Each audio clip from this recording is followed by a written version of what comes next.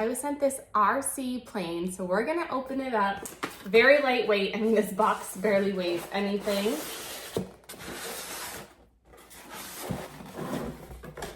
So it comes in blue or red.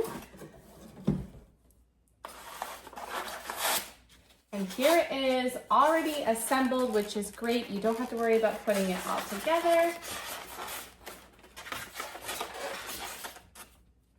And as you can see, it is made out of foam. It seems like a thicker foam, so hopefully it's nice and durable. You've got your propellers here, this little wheel on the back. We've got our remote, instructions manual, and then in here, a couple extra pieces.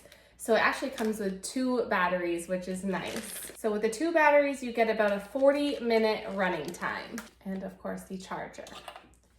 Some wheels that we'll have to add onto the bottom.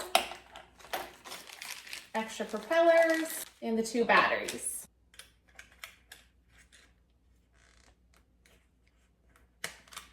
So that clips right into there. So now we've got the 2 front wheels and that back wheel. Is the remote, so we've got our throttle. This here is your steering, right and left, your dual rate, and your steer trimming. And let's see, it does require 4 AA batteries.